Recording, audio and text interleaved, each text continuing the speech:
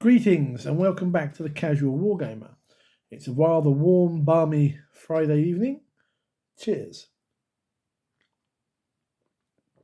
Can't beat a bit of hot chocolate. So tonight we are going to have a quick little look at the new Pariah Nexus deck that's coming from Games Workshop soon to replace the Leviathan deck. I'm in two minds about this, and I'll sort of touch that on towards the end. So let's just take a look at what we know. So basically, it's going to, replace the Leviathan deck using refined deployment cards. Refined? It's an interesting choice of words. Does it mean we're going to get new deployments, or they're just going to sort of like fluff something on the cards? Fresh mission rules and updated or brand new primary and secondary missions. Okay, so basically what I think you're going to get here is they've seen how people play this, play Leviathan at tournaments and so forth, and they're going to make some changes. We have new mission rules, and I'll touch those in a sec, but I think you're going to see a couple disappear in place of these, and I'm fairly certain, I will bet my lovely cup of hot chocolate, that you're going to see the likes of deploy servo skulls disappear from the deck to be replaced by these. It wasn't a very good mission for tournaments, for competitive play, because it's not the most balanced and it's a pain in the arse for casual play. I've played it a couple of times. I like it for the fun value, for the funsies, but it's not the most balanced of cards for the deck. So I expect to see that disappear along with a couple others to be replaced by these.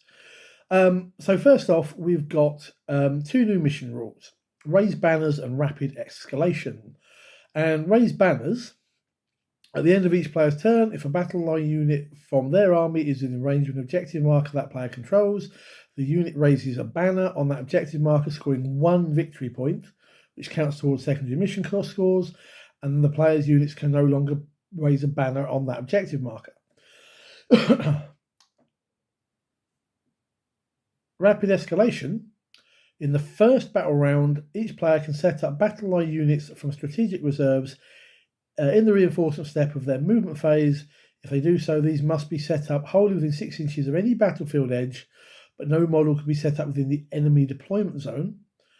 The points you can set up in this way are 10% of your total points. So depending on the size of your game, it's 100, 200, 300. Okay, there's a couple of things that step up for this. If you note, both of these are battle line units. Now, I've already said in a previous video, I don't think people play enough battle line. I think Games Workshop should have included something like the old troop rules where you had to have a minimum number of troop choices, and I think they should have done this with battle line. Whether having these cards in the deck will make people play more battle line, I don't know. I would like to say yes, but it's probably not going to happen. Raise banners, I'm not convinced is worth it to get 1 VP. 1 VP, if you're going to win a game by 1 or 2 points, it was a very close game anyway, but 1 VP wasn't really worth it. If this had been something like 5 VP, because bear in mind you can only raise the banner once on an objective per player, obviously, 1 VP isn't worth it. 5 would make it much more viable and people would be playing battle line. Likewise, rapid escalation is you can only stick battle line units in strategic reserve, but they can come on anywhere that isn't your opponent's deployment zone. In my head, I want to think that people are going to start playing battle line or adding maybe an extra battle line unit into their list, just in the off chance that this card or one of these cards come up. I don't think it's going to happen though, but at least they are taking into account trying to get people to play battle line. There's a new primary mission shown, which is Terraform, which brings back actions specifically, such as we had under 8th and 9th. Even lists the action you must do on this as an action. So in your shooting phase, one or more units from your army each within range of a different objective marker that is not within your deployment zone and has not yet been terraformed. At the end of your opponent's next turn or the end of the battle, whichever comes first, if the unit performing this action is still within range of the same objective marker and you control that objective marker, then it's terraformed. And at the end of the command phase or the end of the turn, if it's a fifth battle turn, and you're going second, the player whose turn it is scores VP as follows, up to a maximum of 15, 4 for each objective marker they control, and 2 for each objective marker that they terraformed during the battle, and these are cumulative. It's nice to see actions coming back, or reframe, because the current Leviathan deck has actions. They're just not called actions. Those of us who were playing during the days of 8th and 9th remember these sort of things being called actions, and we just refer to them as such. But action is coming back as a specific something, and I think you'll see those older cards being reworded to include this. In this particular one, I like it. Again, it's limited because you can only terraform an objective once per player. But it's a reasonable scoring for it. And note that the secondary part of the scoring is 2 VP for each objective marker they have terraformed during the battle. So once you've done, say, 2 of them, you're always going to be scoring those points each command phase.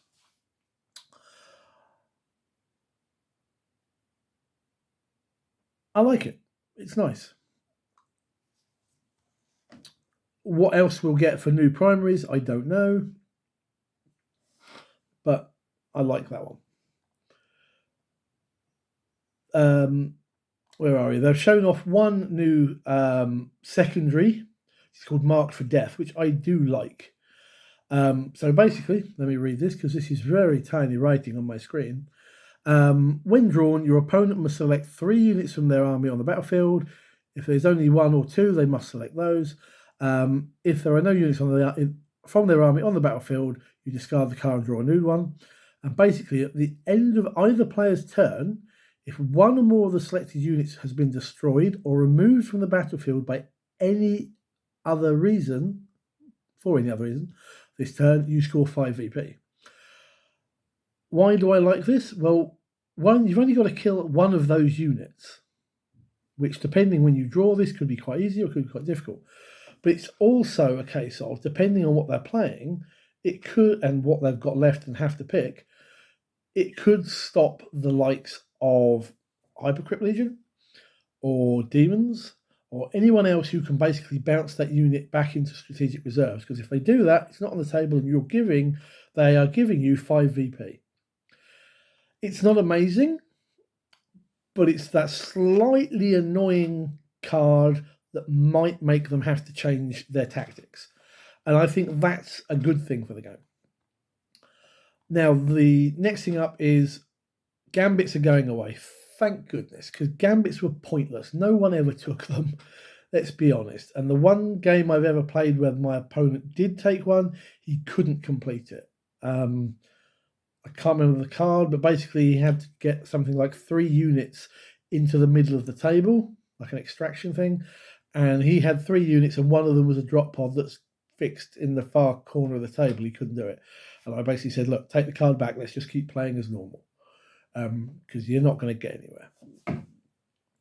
They were pointless. They're really badly designed.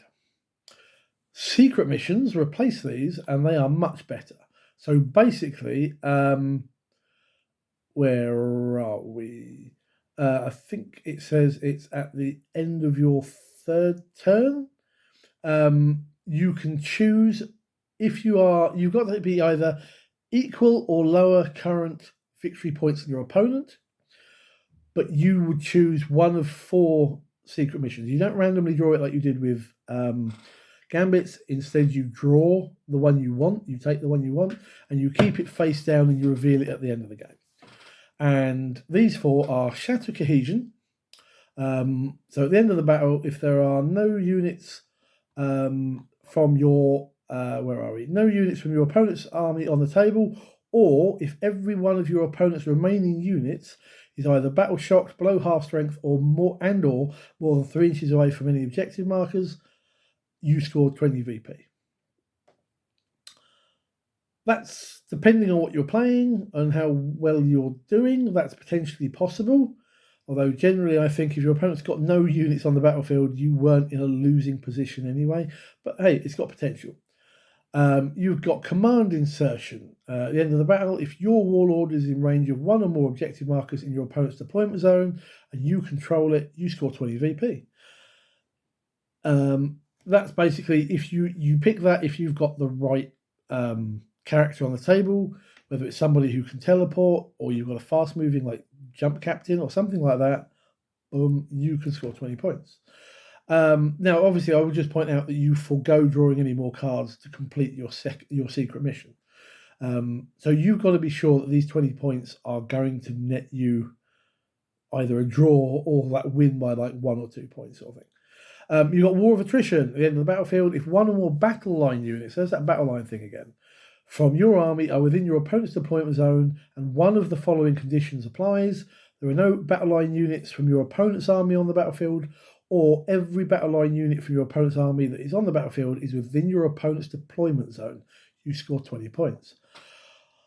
This one I like, again, because it potentially forces people to play battle line. Whether it will or not, I don't know. But I think it will also potentially stop someone going, well, I'll take 1 squad of intercessors and stick them on my home objective.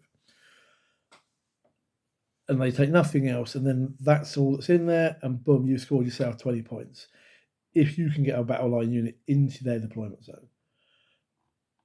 And the other one is Unbroken Wall, where at the end of the battle, if you control 3 or more objectives that are not within your deployment zone, you score 20 points. Okay, as I say, I like these. They're much better than Gambits, but you've got to pick the right one if you're going to go for one of these, and you've got to know that it's going to give you the draw or the win. If that's just 20 points, it's a close game anyway, I think, realistically. And because you can't just do it if you are in a winning position anyway, to just go, here's 20 points. You can only do it if you are equal or less victory points as your opponent. But that's what they've given us so far on this. The only thing I'm going to say after this, I'm looking forward to this. It'll be a nice change of pace.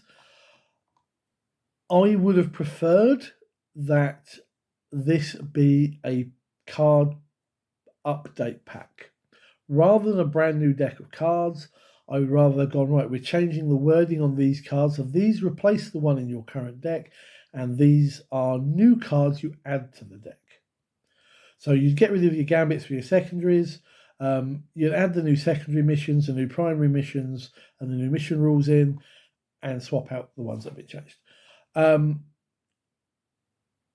I think that would make things much more interesting. But obviously, if you have an opponent who doesn't have a Leviathan deck, and you've only brought that, I appreciate it's difficult. It's something I will certainly think I will do for fun and friendly games at home. Because more the merrier, as far as I'm concerned, with cards in decks like this. I do the same with like board games where they do expansions.